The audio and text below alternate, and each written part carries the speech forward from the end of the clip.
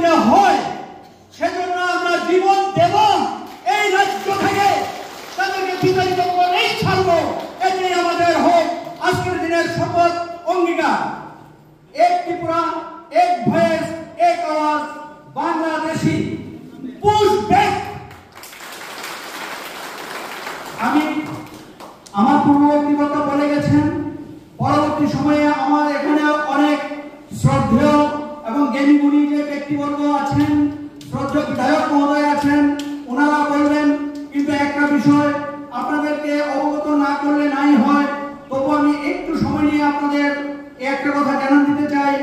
আপনাদের অত্যন্ত গর্ব অনুভব করতে পারেন একটি বিষয়ে, যে আমাদের এই রাজ্যের এমনই একজন ব্যক্তিত্ব, এমনই একজন মানুষ আছে যাকে এই রাজ্যের রামচন্দ্র ঘাটের জনগণ বিধায়ক হিসেবে নির্বাচিত করেছেন।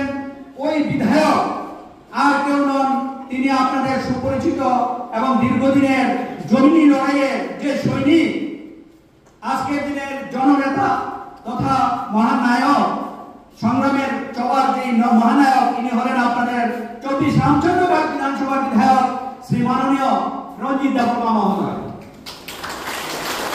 ওনার সবচেয়ে বড় যে কৃতিত্ব, এই ত্রিপুরা রাজ্যের মতো একটা ছোট্ট রাজ্যের একজন বিধায়ক হওয়ার সুবাদে উনি ভারতের স্বরাষ্ট্রমন্ত্রী অমিত শাহকে চিঠি লিখে এই অবৈধ অনুপ্রবেশকারীদের বিতাড়িত করার জন্য যে বলিষ্ঠ পদক্ষেপ নিয়েছেন, ঘরে বাইরে অর্থাৎ বিধানসভার ভিতরে, বিধানসভার বাইরে, রাস্তায় ঘাটে, পথে, ময়দানে যিনি আছেন, তিনি হলেন আপনাদের বিধায়ক রঞ্জিত দেববর্মা মহোদয়।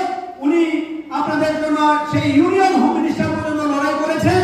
সেই চিঠি প্রথমে দিয়েছেন 3/8/2024 তারিখে, কোনো কাজ যখন হয় নাই, দ্বিতীয়বার দিয়েছেন 8/5/2025 তারিখে। তারপরে যখন এটা নিয়ে একটু চলছে, তখন বলেন প্রেস রিলিজ।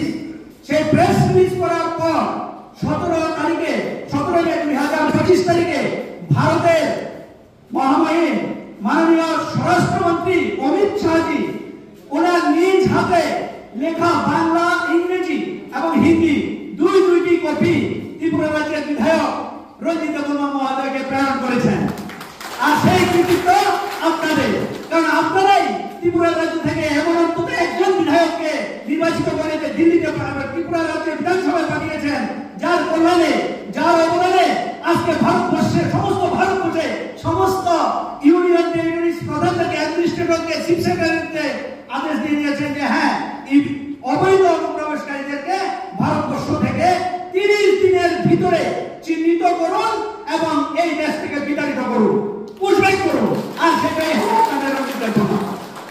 সুতরাং আমি এই জন্য আপনাদের সবার পক্ষ থেকে এবং ত্রিপুরা রাজ্যবাসীর পক্ষ থেকে আমি ওনাকে হার্দিক শুভেচ্ছা, অভিনন্দন জ্ঞাপন করি। এবং এতটুকু কথা বলে আমি সবাইকে, এই সভায় উপস্থিত